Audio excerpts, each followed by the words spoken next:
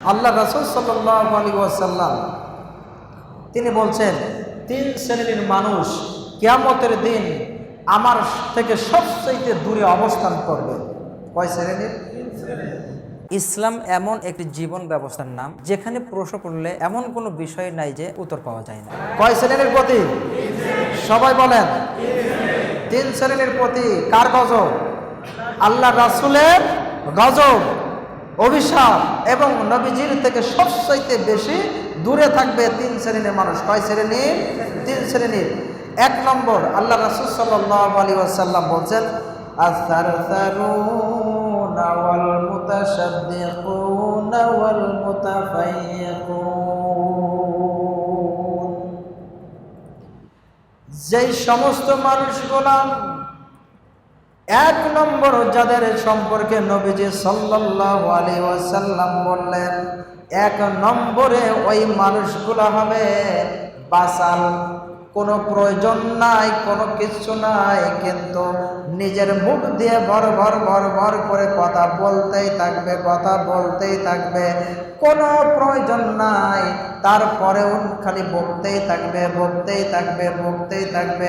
এইরকম গুণ যাদের আছে তারা হবে আল্লাহ রাসূলের পক্ষ থেকে অভিশপ্ত প্রাপ্ত। এরকম লোক আছে না? হ্যাঁ, দেখবেন আপনি একটা ইসলামের কথা শোনাতে যাবেন, দেখবেন আপনাকে এক শোনা হাবি জাবি কথা শোনাতে শুরু করে দেবে। আছে না নাই? তাহলে এই যে মুখ দিয়েছেন কে? এই মুখ দিয়ে কথা বলতে হলেও হিসাব নিকাশ করেই বলতে হবে, ঠিক না বেটি? মুখ দিয়ে আপনি যা ইচ্ছে তাই বলতে থাকলেন, এই মুখের কথা আপনার আমার বিপক্ষে অবস্থান করবে। কোথায় অবস্থান করবে? এই যে নবী সাল্লাল্লাহু আলাইহি ওয়াসাল্লাম বলছেন যে আমার থেকে সবচেয়ে দূরে যেই উম্মত থাকবে আমার আল্লাহর বান্দা, এক নম্বর গুণ যারা মুখ দিয়ে খালি বাসাল, খালি কথা বলতেই থাকে, খালি বকতেই থাকে, বকতেই থাকে, এরা আল্লাহ রাসূল সাল্লাল্লাহু আলাইহি ওয়াসাল্লামের থেকে সবচেয়ে বেশি দূরে অবস্থান করবে। দুই নম্বর, আল্লাহ রাসূল সাল্লাল্লাহু আলাইহি ওয়াসাল্লাম বলছেন, ওয়াল মুতাশাদ্দিকুন, যেই সমস্ত মানুষেরা অলস হবে। কি হবে? অলস মানুষগুলা আল্লাহ রাব্বুল আলামিনের অভিশাপ প্রাপ্ত এবং আল্লাহ রাব্বুল আলামিনের নবীজির থেকে বেশি দূরে অবস্থান করবে। বলে নাউযুবিল্লাহ। এখন অলস আমি আপনি হয়ে বসে আছি না তো? হ্যাঁ, একটু মেলান। আপনাকে যদি এখনই বলা হয় যে ভাই কালকের থেকে একটু কোরআন পড়া শুরু করেন না, একটু মসজিদে আসা শুরু করেন না, একটু দিনের জ্ঞান অন্বেষণ করা শুরু করেন না, যদি এই কথাটুকু বলা হয়, দেখবেন আপনি অনেক যুক্তি এখানে দাঁড় করাই দিবেন, আমার সময় নাই, খুব ব্যস্ত থাকি, আমার এই কাজ ওই কাজ, এত ব্যস্ত যে আমি মসজিদে যে 1 ঘন্টা সময় দেব বা 15 মিনিট সময় দেব, এই সময়টুকু আমার নাই। এরকম উত্তর দেবে কি দেবে না? কিন্তু ঠিক ওই মানুষটাই অন্য জায়গায় ঘন্টার পর ঘন্টা বসে থাকবে, তাতে কোনো সমস্যা হবে না। তাহলে এটা অলসতা হলো কি হলো না? জি, অলস যদি হন, অলসতা যদি আমার আপনার মধ্যে চেপে বসে, আমি আপনি আল্লাহর ভালো বান্দা হতে পারবো না, কিয়ামতের দিন নবীজির কাছে আসতে পারবো না। 3 নম্বরে নবীজি সাল্লাল্লাহু আলাইহি ওয়াসাল্লাম বললেন, ওয়াল মুতাফাইয়িকুন। যখন নবীজি মুতাফাইয়িকুনের কথা বললেন, এবার সাহাবীরা বলছেন, ইয়া রাসূলুল্লাহ,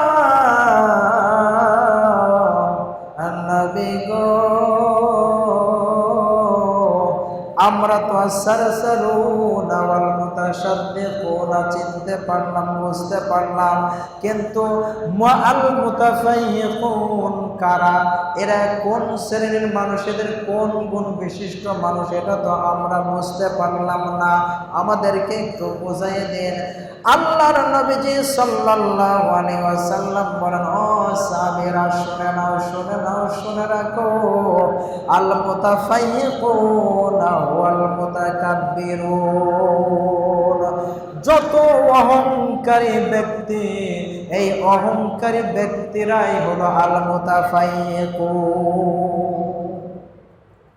তার মানে যারা অহংকার করবে, অহংকারীরা আল্লাহ রাব্বুল আলামিনের নবীর কাছেও যেতে পারবে না। এখন অহংকার আমার আপনার মধ্যেও যদি থাকে, তাহলে আমি আপনি যতই নামাজ পড়ি, যতই কোরআন তেলাওয়াত করি, যত কিছুই ভালো কাজ করি না কেন, আমি আপনি আল্লাহ রাব্বুল আলামিনের নবীর কাছেও যেতে পারবো না। ঠিক কিনা? তাহলে আমার আপনার মধ্যে যদি অহংকার থাকে, এট ফার্স্ট চেঞ্জ আমাকেই চেঞ্জ করতে হবে, আমাকেই আগে চেঞ্জ করে পরিবর্তন করতে হবে যে আমার মধ্যে অহংকার আছে, আমি অহংকার আজকের থেকে দূর করে দেব। ঠিক কিনা? আমি মানুষ, আমি মাটির তৈরি, আমার ভিতরে কোনো অহংকার আসতেই পারে না, অসম্ভব। ঠিক কিনা? যদি অহংকার আসে তাহলে বুঝবেন যে আমি আপনি ওই শয়তানের প্রলোভনে পড়েছি, আমি আপনি আল্লাহর অভিশপ্ত বান্দা হিসাবে জীবন যাপন করছি। ঠিক কিনা? সাল্লাল্লাহু আলাইহি ওয়াসাল্লাম আমাদেরকে যেই কথাগুলো বলছেন, এর মধ্যে আমাদেরকে যেন কোনোভাবেই আমরা শামিল না করি, এই দিকে আমাদের খেয়াল রাখতে হবে। তাহলে এই যে হাদিসটা বললাম, এই হাদিসটার শিক্ষা আমাদেরকে স্মরণ থাকবে। আল্লাহ রাসূল সাল্লাল্লাহু আলাইহি সাল্লামের সবচাইতে নিকটে এবং আল্লাহ রাসূলের সবচাইতে ভালোবাসার ব্যক্তি কিয়ামতের দিন হবে কোন গুণ বিশিষ্ট ব্যক্তি? যার চরিত্র উত্তম, ওই ব্যক্তি আল্লাহ রাসূল সাল্লাল্লাহু আলাইহি সাল্লামের ভালোবাসার এবং কাছে থাকার ব্যক্তি হবে। ঠিক কিনা? আচ্ছা, কয় গুণ বিশিষ্ট ব্যক্তিরা কিয়ামতের দিন আল্লাহ রাসূলের থেকে সবচাইতে বেশি দূরে এবং আল্লাহ রাসূলের অপছন্দনীয় ব্যক্তি হবে? কয় শ্রেণীর? এক নম্বরে কি? বাসাল। এক নম্বরে কি? বাসাল। বাসাল মানে কোনো প্রয়োজন নাই, মুখ দিয়ে তারপরে কথা বলতে আছে। দুই নম্বরে কি? অলস। অলসতা থাকলে হবে না। ফজরের নামাজে আযান শুনলেন, আপনি উঠলেন না, অলসতা হলো কি হলো না? অলসতার ভিতরে থাকলে আপনি আমি কিয়ামতের দিন নবীজির কাছে থাকতে পারবো না। তিন নম্বরে কি? অহংকার। ভিতরে অহংকার রাখা যাবে না। মুখস্থ হয়েছে না? মুখস্থ হয়েছে না? আমি এইভাবেই এখন থেকে আলোচনা করবো। একটা হাদিস বলা হোক, ওই একটা হাদিস আমরা মুখস্থ করে যাব, নাকি বলেন? জি। কয়টা খারাপ গুণ? কয়টা? এক নম্বর বাসাল, দুই নম্বর অলস, তিন নম্বর আলহামদুলিল্লাহ, তো মুখস্থ হয়ে গেছে। তোমরা যা জানো না তা তোমরা জেনে নাও। আল্লাহ সুবহানাহু ওয়া তাআলা এইভাবে বলেছেন, ফাসআলু আহলা যিকরি ইন কুনতুম লা তা'লামুন।